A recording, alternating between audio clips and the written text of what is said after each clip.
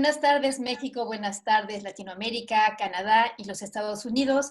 Buenas noches si nos están viendo desde Europa o de Asia. Soy Ana Lara y estoy muy feliz de darles la bienvenida a la 48ª edición del Festival Internacional Cervantino, que este año se realiza enteramente en línea y que pueden también consultar a través de hashtag Cervantino es contigo y hashtag FIC48. El día de hoy, en los diálogos cervantinos, vamos a hablar del proyecto Beethoven de African. Para ello tenemos como invitados a Claire Gibault y a Biran Ba. Claire Gibault inició su carrera de dirección de orquesta en la Ópera Nacional de Lyon antes de convertirse en la primera mujer en dirigir la Orquesta de la Scala de Milán y a los músicos de la Filarmónica de Berlín. De 2000 a 2002 fue directora musical de Música per Roma y asistente de Claudio Abbado en la Scala, en la Ópera de Viena y en la Royal Opera House de Londres. En 2004 crearon juntos la Orquesta Mozart di Bologna y en 2011 Claire Gibault funda la Orquesta Paris Mozart, un ensamble artísticamente audaz y solidario que realiza programas exigentes e innovadores siempre en el espíritu de apertura y con el afán de compartir. Biran Ba es un joven actor que desde 2018 pertenece a la legendaria Comédie Française. Todo comenzó cuando recitó un poema en su escuela y el maestro de francés le sugirió que entrara al club de teatro escolar y cuando lo hizo fue amor a primera representación, como él dice. En 2009 asistió por primera vez a la Comédie Française y se prometió que regresaría, solo que no como espectador, sino en escena. Merci beaucoup à Claire Gibault, à Biran Ba d'être avec nous pour le Festival Cervantino. Le programme dans le cadre du festival se présente suivant 3 œuvres. Le septet, un mi bémol majeur de Beethoven, une improvisation de percussions africaines et la création de Fabio Vacchi, Beethoven l'Africain, commande de la Paris Mozart Orchestre. Quelle est l'idée derrière ces musiques apparemment si différentes les unes des autres? Bien, en tout cas, l'idée majeure, c'est qu'il n'y a pas de hiérarchie dans les cultures et qu'il y a aussi il existe un métissage culturel mondial auquel on tient beaucoup et que le Paris Mozart Orchestra est très engagé contre toutes les formes de discrimination et qu'on a profité de l'anniversaire, du 250e anniversaire de la mort de Beethoven pour commencer ce projet. À vrai dire, comment il est venu? J'étais invitée dans une banlieue assez défavorisée de Paris avec une partie de l'orchestre, un quatuor qui jouait un quatuor de Beethoven.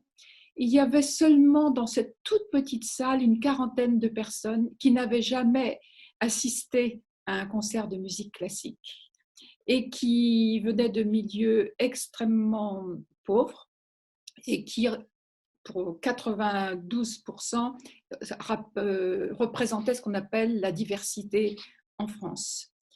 Et tout d'un coup, m'est venu le désir de leur parler du livre que j'étais en train de lire de Nadine Gordimer, qui s'appelle Beethoven avait un 16e de sang noir.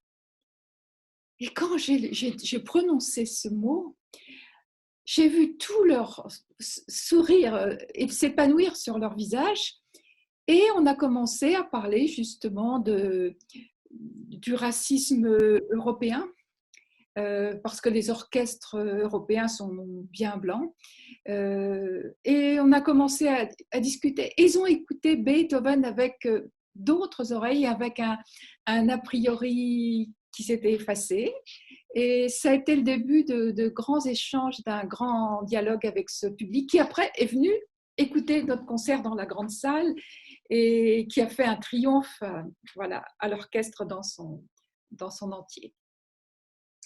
Pourquoi avez-vous choisi Fabio Vacchi pour faire cette célébration beethovenienne? D'abord parce que c'est un compagnon de route depuis longtemps. Il a une très très grande expérience.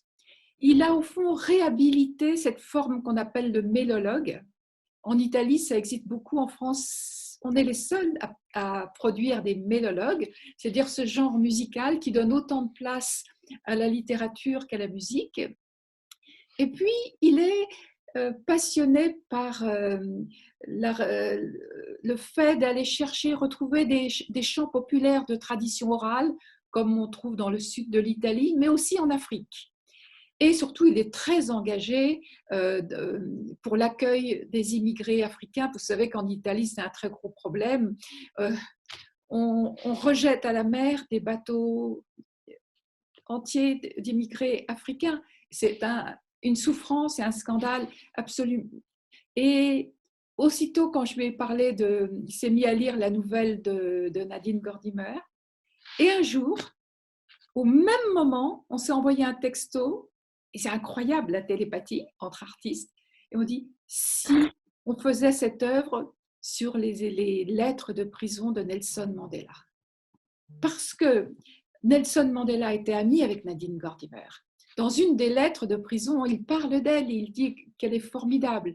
Et en plus, Nelson Mandela, qui avait une immense culture, en plus d'une immense humanité, il écrit à sa fille, Zinzi, j'espère que tu écoutes Elvis Presley, Myriam Makeba et Beethoven. Tout d'un coup, on a trouvé une cohérence dans nos désirs d'unir la musique, les textes, et puis un message sociétal fort, parce que c'est ce qui caractérise toutes les productions du Paris Mozart Orchestra.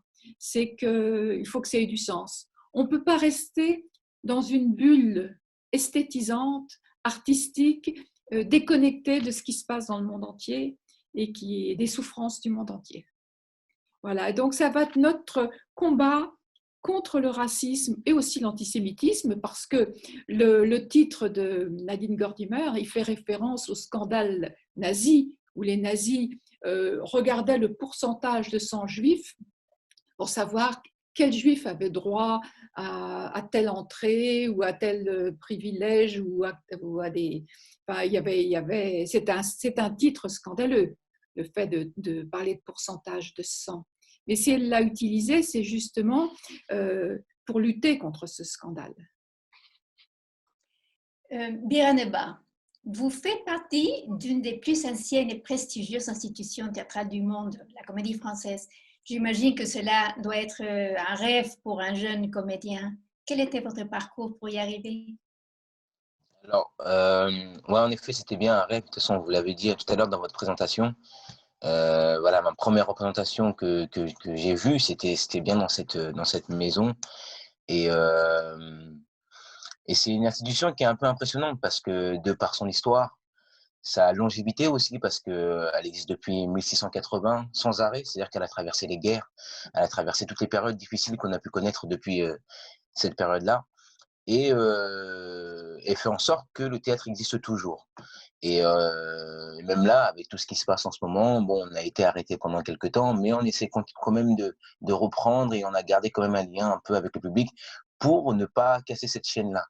Et en effet, moi, c'était bien, un de mes rêves, c'était de monter sur scène, sur cette scène-là en particulier, parce que ça représente tellement de choses, tellement c'est toute cette culture qu'on a pu garder depuis tant de temps et qui est restée intacte aussi parce que cette langue, je parle du français, mais c'est-à-dire la langue de Racine, la langue de Molière, etc., c'est des choses auxquelles on ne touche toujours pas. C'est-à-dire qu'on peut revisiter des pièces, mais le texte reste intact.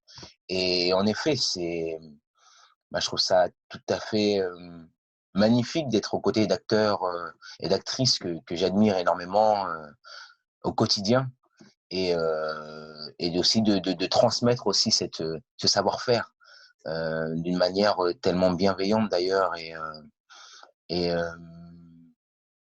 ouais, je suis assez honoré. Ouais. Bon, ça, c'est la deuxième fois que vous collaborez avec le Paris Mozart Orchestre. Est-ce que le fait de travailler avec la musique et suivre la chef d'orchestre vous a posé des problèmes? C'est intimidant pour vous? Alors, au début, c'était très intimidant, en effet.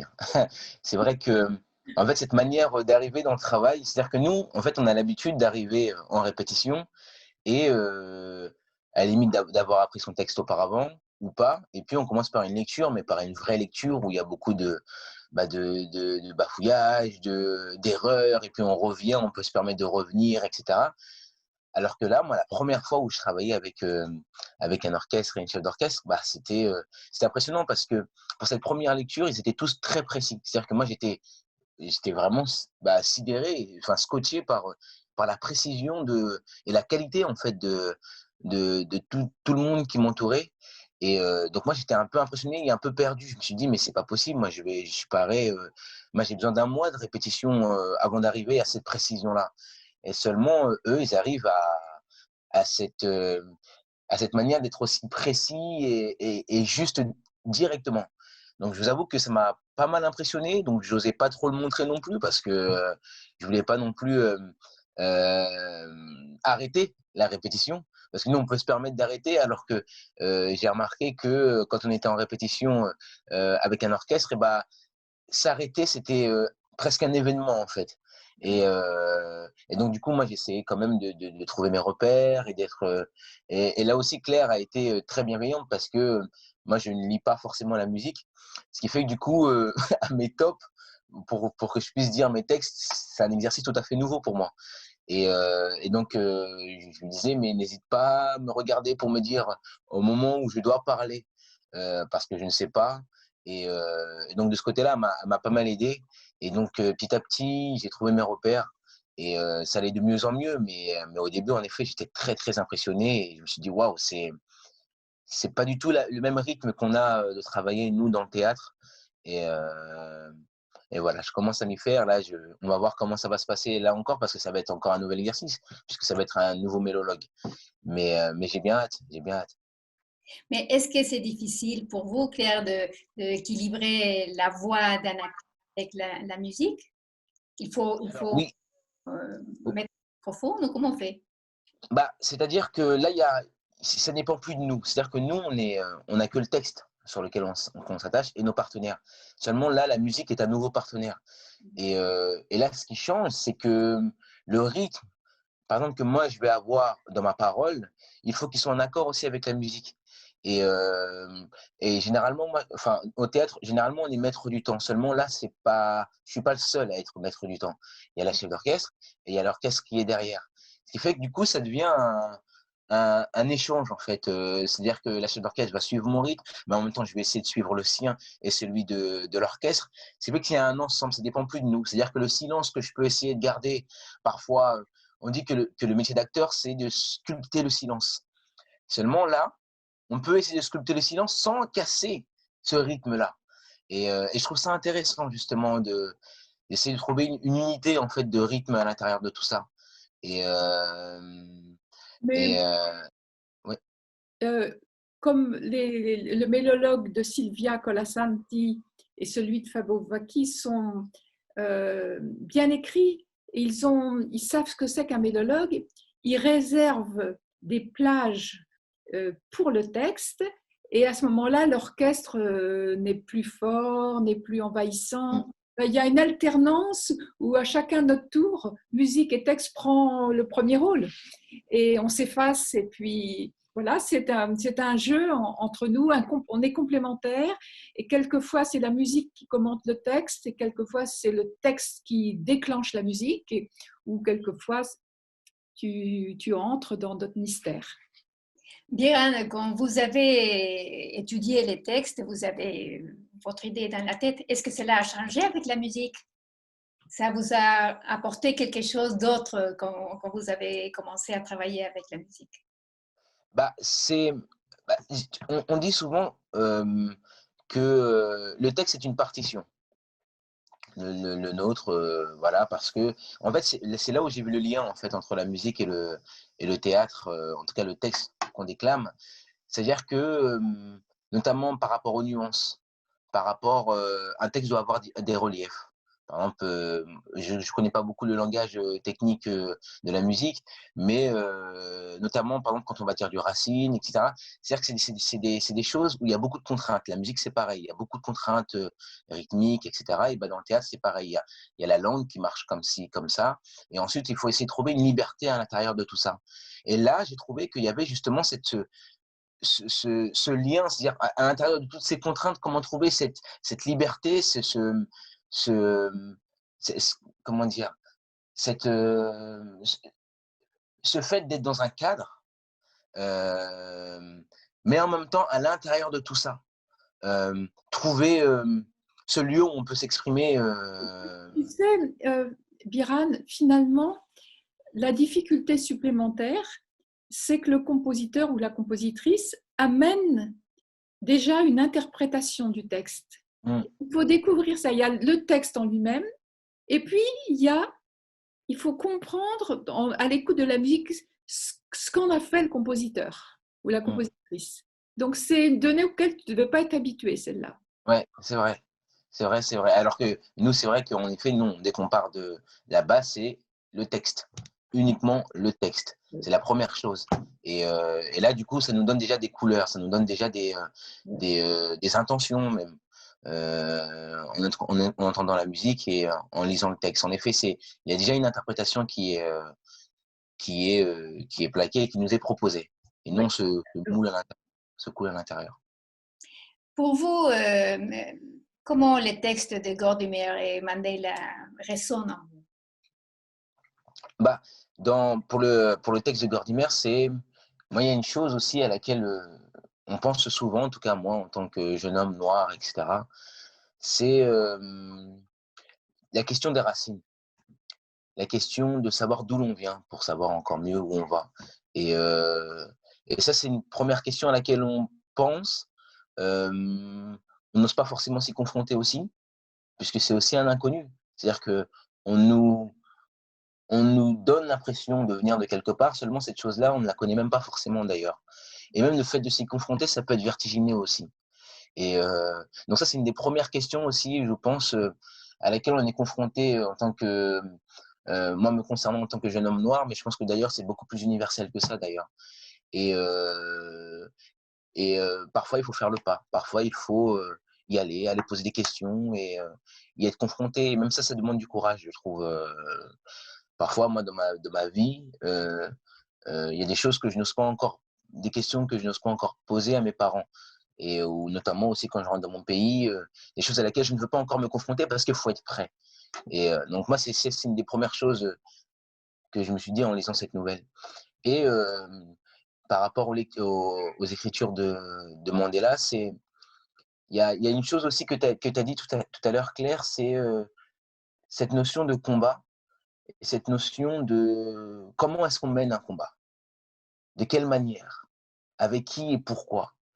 Et, et je pense que un combat pour moi, ce n'est pas contre quelque chose, c'est pour quelque chose. Et, et Mandela notamment, c'est plutôt cette notion de paix, de réconciliation à laquelle moi je me tendrais plus parce que là on le voit avec tout ce qui se passe et il y a toute cette colère et toute cette haine qu'on peut recevoir et qu'on peut essayer qu'on peut redonner, mais ça c'est la manière la plus facile, c'est la manière la plus évidente et la plus faible finalement. Et comment faire en sorte aussi de combattre des choses, mais en rassemblant. Et du coup, là où je veux en venir, c'est par rapport à moi et ma façon de voir les choses et comment combattre les choses. Moi, ce serait plutôt déjà de manière artistique et aussi pour quelque chose, pour une unification, pour avec la paix. C'est-à-dire que pour obtenir la paix, il faut aussi être en paix avec soi-même.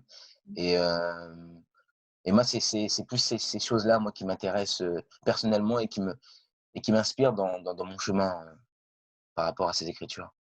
En tout cas, quel phare, quelle lumière pour l'humanité, une personnalité comme Mandela, qui pendant 27 ans voit à travers ses lettres, ne perd pas l'espoir, n'est jamais aigre ou amer, et on voit que quand il a été libéré, l'immense pouvoir et faculté de pardon et son désir de réconciliation, mais c'est éblouissant.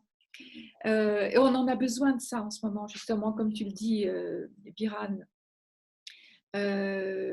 Oui, je ne sais pas pourquoi tout à l'heure, en vous attendant, je notais des très belles citations de lui quand il disait « Je ne perds jamais, soit je gagne, soit j'apprends.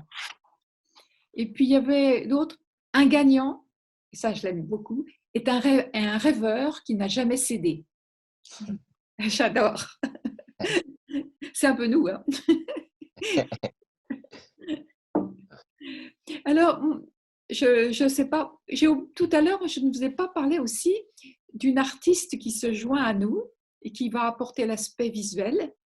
C'est une très grande photographe française qui avait fait un reportage sur Mandela, qui était allée le rencontrer au Cap et qui a pris des photos de lui, des photos bien sûr au moment où il était président de la République, mais elle a aussi photographié parce qu'il a eu le prix Nobel de la paix, donc elle a fait une photo sublime, vous verrez, parce que c'est elle qui va faire tout un montage photographique sur l'œuvre musicale et sur le texte.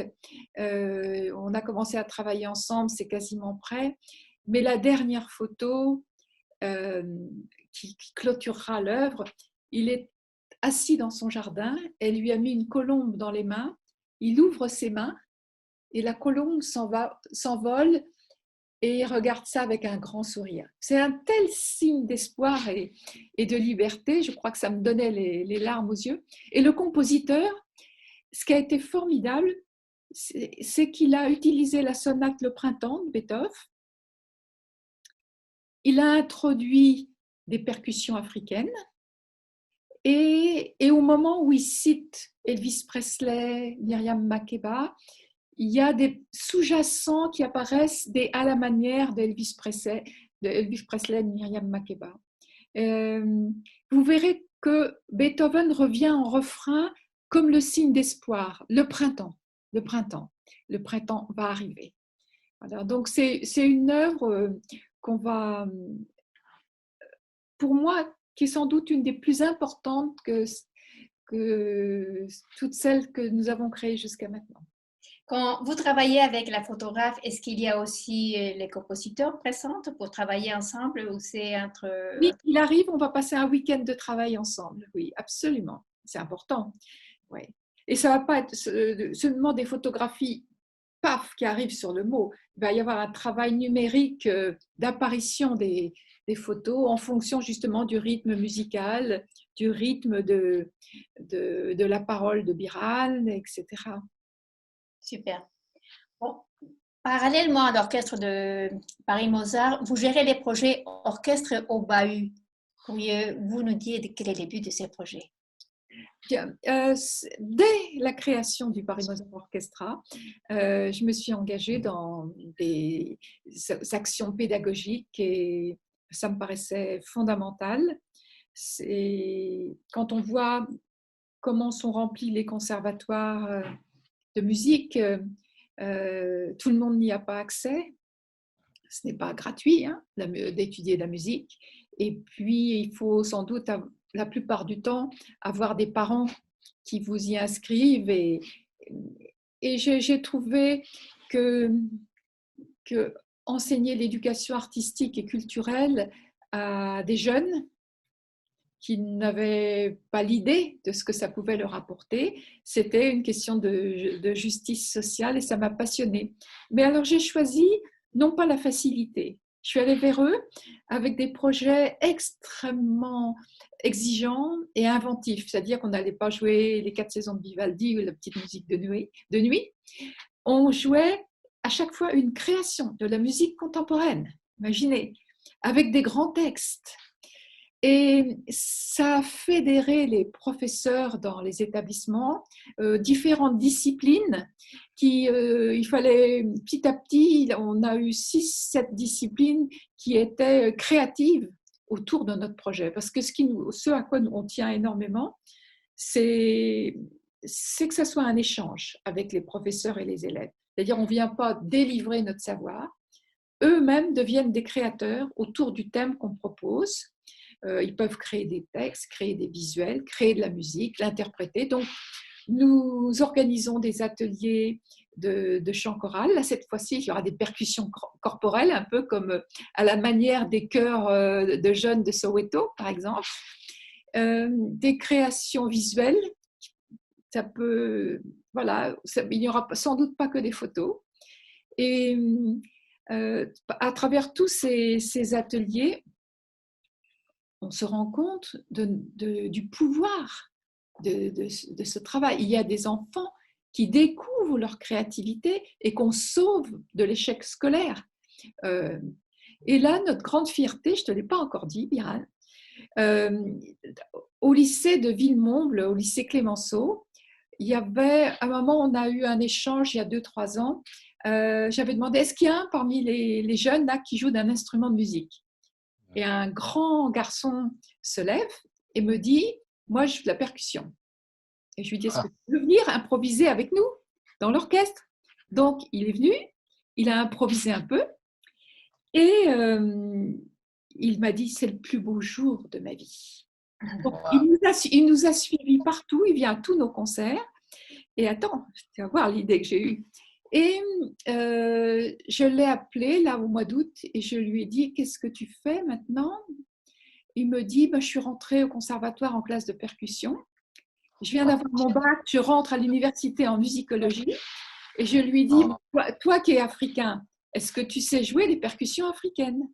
Il m'a dit, non. Et je lui ai dit, est-ce que tu veux qu'on te donne une formation? Qu'on trouve quelqu'un qui te donne une formation? Il m'a dit oui. Donc, il est au travail en ce moment. Et c'est lui qui va être notre percussionniste pendant toute l'année.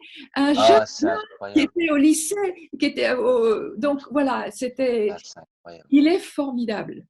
Donc, on a trouvé un percussionniste de notre orchestre qui va l'initier au djembé, au bongos, à l'agoga, au talking drums.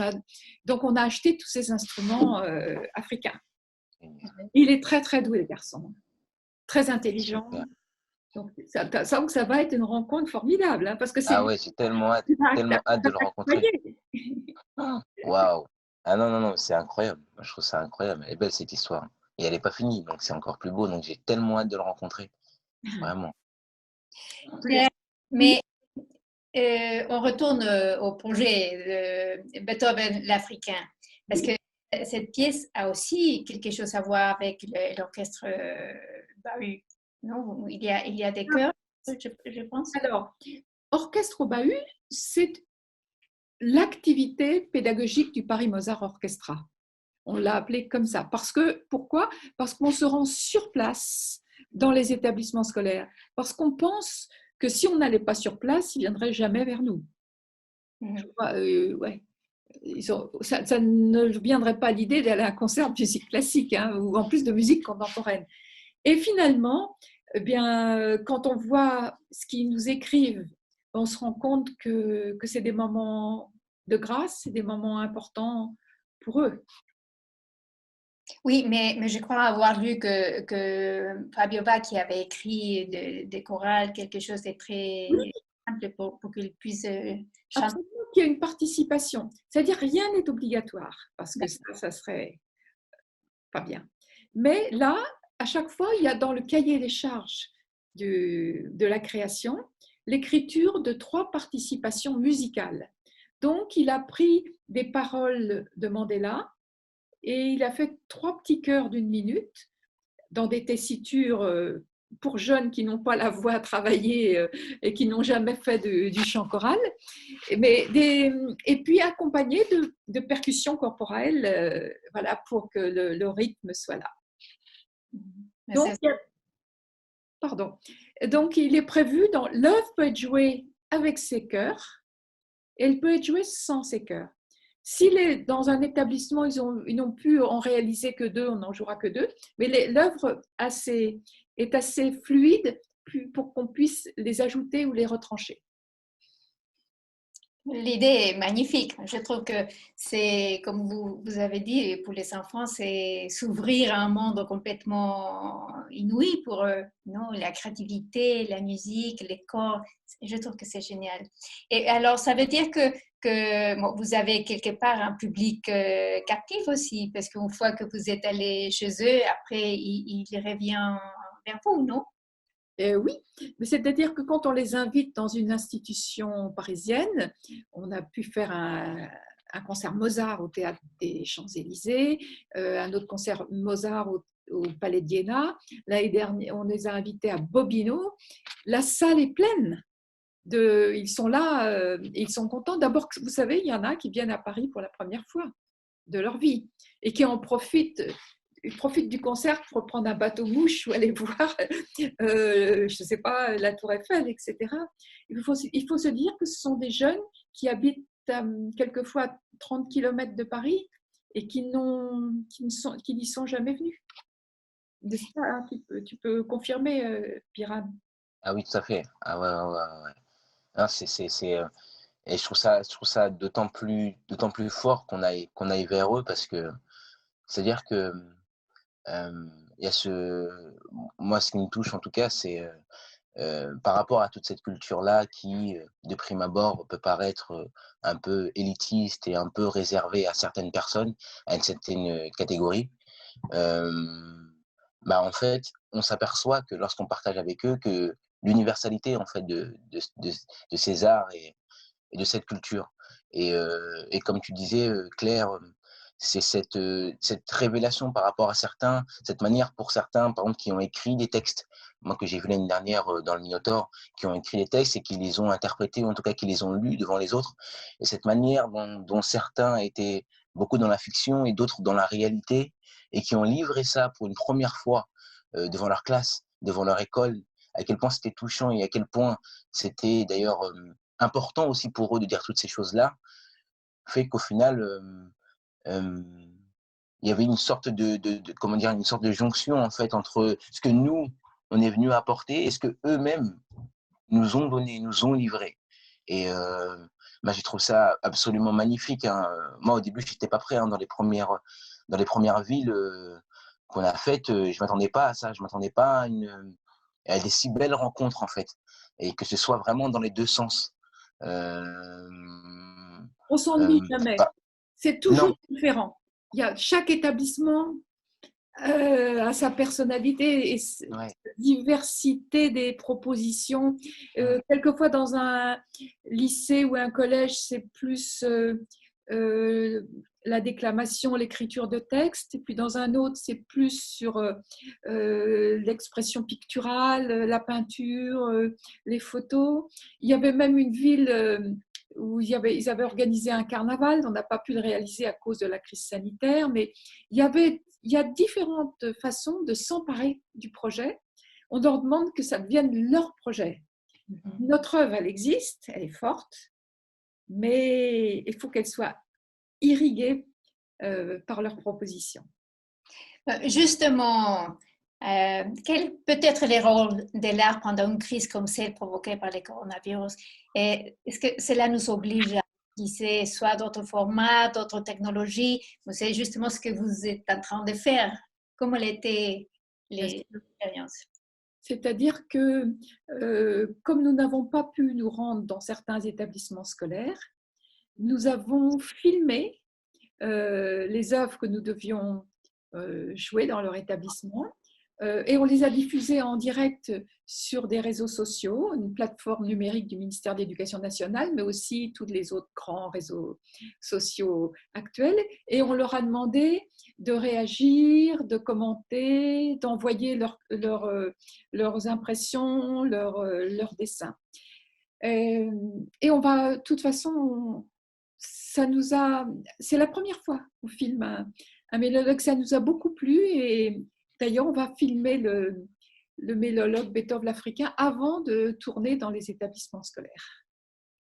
Bon, normalement, vous aurez dû être au Mexique pour la création de cette pièce pour les Cervantino. Quelle est votre relation d'abord avec le Mexique et après avec le Festival international Cervantino? Alors, j'ai été invitée par l'orchestre de l'Ofunam en janvier 2018 pour diriger 2 concerts Berlioz. Et j'ai beaucoup, beaucoup aimé cette relation avec cet orchestre et puis cette grande université qui est incroyable à côté de Mexico, qui est comme autonome et qui a un nombre d'étudiants formidable, une salle, un auditorium extraordinaire. Et il y avait à sa tête, je ne sais plus s'il y est toujours, cette grande personnalité aussi de la littérature qui est Jorge Volpe. Oui. Oui, que j'ai lu et que j'apprécie beaucoup. Et puis j'ai été réinvitée comme membre du jury du concours international de direction d'orchestre en septembre 2018. Donc j'ai eu le temps de visiter, mais seulement Mexico. Donc j'étais dans le merveilleux quartier qui s'appelle Coyoacán, hein, c'est ça. Et j'ai pu voir la Maison Bleue de Frida Kahlo et vibrer devant les œuvres de Diego Rivera. Et je n'ai qu'une envie, c'est d'y retourner. Je ne sais pas, j'ai soif de cette culture mexicaine et je m'y sentais bien. Et C'est vrai que la relation entre le Mexique et la France, culturellement parlant, c'est super fort depuis toujours. Il y a une attraction des deux côtés assez impressionnante. Et oui, donc Anaïs Smart, qui est notre administratrice générale, était déjà allée au Mexique, connaissait le festival Cervantino, avait déjà aussi emmené un orchestre au Cervantino. Elle m'en parlait avec un tel enthousiasme, faisant voir des photos de ce lieu incroyable et puis une programmation de très haut niveau, puisque j'ai vu que Ariane Mnouchkine, enfin, il y avait une très très belle programmation. Et bien depuis, on veut aller au Cervantino et avec une belle œuvre. Je sais que Fabio Vacchi a déjà été joué, il a une commande. Donc, je ne sais pas, j'ai l'impression que ça va être quelque chose entre nous, Mexicains et Français, et je l'attends avec beaucoup d'émotion. Bon, en tout cas, on souhaite qu'on pourra vous inviter sur place et vous avoir sur scène et pouvoir parler avec vous en personne. Mais pour le moment, je vous remercie énormément le temps que vous m'avez accordé et cette conversation qui était superbe, à mon avis. Et bon, j'espère de vous voir au Mexique alors. Ah, ben oui! On vous a promis que nous serions présents l'année prochaine, n'est-ce pas, hein, Giran? Ah oui, oui, oui, ça y est. Et nous, C'est on fait acté. la promesse. C'est acté, c'est acté. Merci beaucoup. Merci beaucoup, Manala. Estuvimos en los diálogos cervantinos con la directora de orquesta Claire Ribaud y del actor Viran Ba hablando sobre Beethoven the African. El Festival Cervantino agradece el apoyo del IFAL y de la Embajada de Francia en este proyecto y sobre todo les agradezco mucho su atención y les recuerdo que pueden seguir la 48ª edición del Festival Internacional Cervantino a través de #CervantinoEsContigo y la programación del festival en #FIC48. Yo soy Ana Lara, muchas gracias y muy buenas tardes. Muchas gracias.